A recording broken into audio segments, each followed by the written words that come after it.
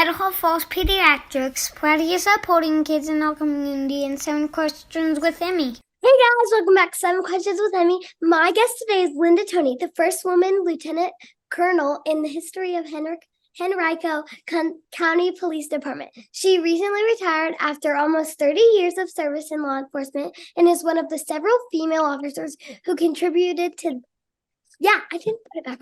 this book, Uncuffed Voices. Her story is my story. We have matching books. Hi, Emmy. How are you? Good. And my dad also interviewed you several times when he worked as a reporter in Virginia, and she was the Henrico PIO. Hi. Yes. That's right. Question number 1. Why did you decide to contribute and write for this book? Well, that is such a great question. I'm so glad that you asked. And you might be able to see on the front of the cover, it says Chanel Dickerson, and that's a visionary author. And she actually did what's called an author call, and she started looking for people who might want to be a part of this project. And a good friend of mine, CC, who I had been to some leadership training, recommended to Chanel that she talk to me. And when we did, we hit it off. And, I really wanted to be a part of the project just because I wanted to see if I could tell my story and maybe offer advice and perhaps encourage someone else to become a police officer and understand what it's like to be a woman in law enforcement. So that's why I chose to participate.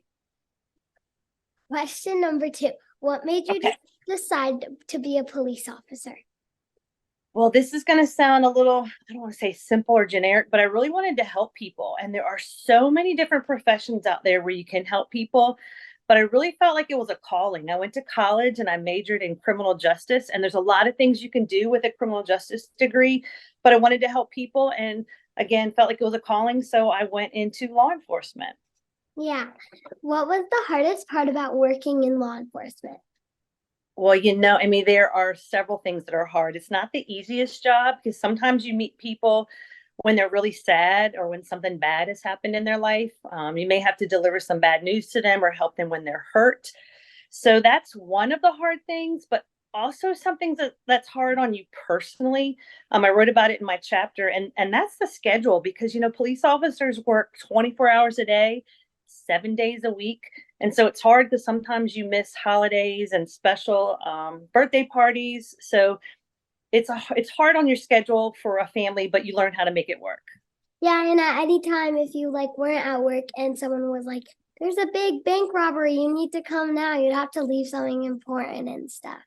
That is so true. I mean, I could have been doing an interview with your dad about something fun, and then something happens, a car accident, and I'd have to leave that and go help them. So you're right. You kind of have to always be on, even when you're not working. Yeah. What do you miss most about being a cop? I think I miss some of the people that I worked with and the citizens, like the community members that I would see all the time. Although it was stressful sometimes, some of the things you had to do with lots of meetings and stuff, but just the different people you would meet every day. It's not like you sit in an office. It's not like you're in a cubicle. So every day you would meet different people. So I do miss that part of the job. Yeah. How has law enforcement changed since you started your career? Oh my goodness. Well, I started my career in 1992, so things were a little bit different.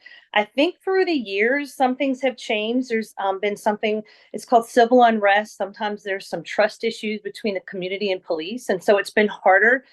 Police have to work harder to show that not all police are bad, that a few bad police officers have made bad decisions, but not all of us are like that. And so it's changed in that it's harder sometimes to get the community to trust. But I think that's another reason why we really need to push for more people who are very passionate about communicating and talking to people, because we need more people to trust police officers and realize we are there to help you. We're not always there to write you a ticket if you are speeding or something. So I think it's changed in that there's a lot more scrutiny on police and people that don't necessarily trust us, and we want them to trust us. And also, social media is out there. And that wasn't out there years and years ago. And so that sometimes helps police officers because it can help us with crimes and different cameras and stuff. But those are a couple of things that have changed in law enforcement. Yeah, I was going to say, we do trust police officers. My grandpa, he's an ex-police officer, and I think he kind of still works for the police department. Still in Chesterfield. He lives in Chesterfield. Well, I'm so glad to hear that. Even though I knew your dad, I don't know that I remember that part. So I'm so glad to hear it because, sometimes people teach young kids that police officers are, going to arrest them. And, we want you to trust us. Like if you get lost or something, you want to make sure you come find a police officer that can help you. My little brother, he used to be scared of police, but then our neighbor, she's actually a police officer. And so once he saw like her in her cop car and stuff, and she had a friend over who had his dog and everything. And then that's when he started warming up to them. He's like, they have dogs and stuff like that. Well, that's so cool. Like she's a canine officer. Is that what you mean? Like she brings the dog home? Yeah. Oh my goodness. Well, you know what? That's a great example of some of the different things that police officers do. And so it's not just writing tickets. I mean, you could be a detective, you could ride on a motorcycle. There's so many different things you could do. So I'm so glad that you have a neighbor like that. Did you get to ride on a motorcycle? I never did, but I think that would be exciting. I did learn how as a civilian to do that, like in my world, but not as a police officer. What advice do you have for people who want to go into law enforcement? Well, you know what? I think about people who want to go into law enforcement. Like, let's just say someone like you and me at your age. You have great communication skills. You know how to talk to people.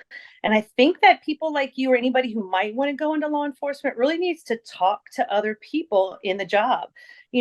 Read books, listen to podcasts, find out what are the good things about the job and what are some of the challenges. And that's actually one of the reasons we wrote the book, is to actually show people, not just women, but all people who want to be police officers, some of the challenges, and then to also to offer advice to them. So I would really say research the job, like any job that you would, to make sure it's something that you want to do.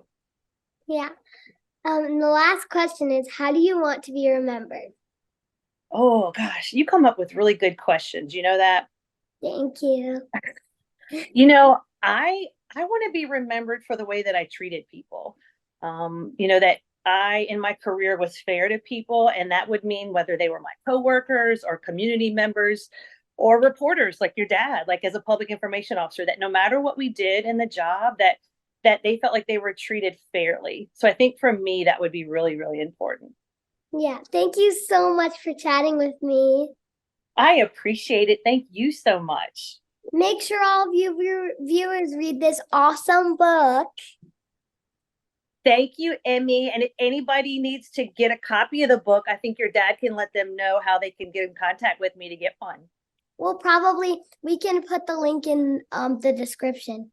So I would love that. I would love that so much. Thank you. And you know what?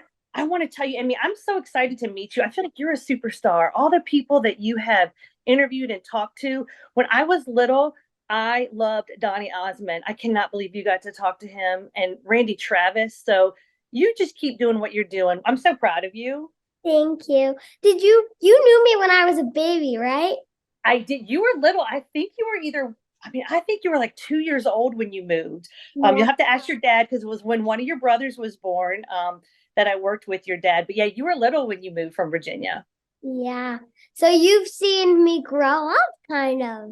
I have. So I've got to see you grow up through your dad and through pictures, but also seeing you just mature through this. I want to say it's your side job, but I'm not sure if it's your career or not. I'd love to interview you. Maybe one day I could do 7 questions from Linda to Emmy. How about that? Yeah. Thanks so much for watching. Remember, new 7 questions interviews are posted every Thursday. Be sure to follow me on Facebook, Instagram, and YouTube. Love you guys. Bye. Idaho Falls Pediatrics, proudly supporting kids in our community, and 7 questions with Emmy.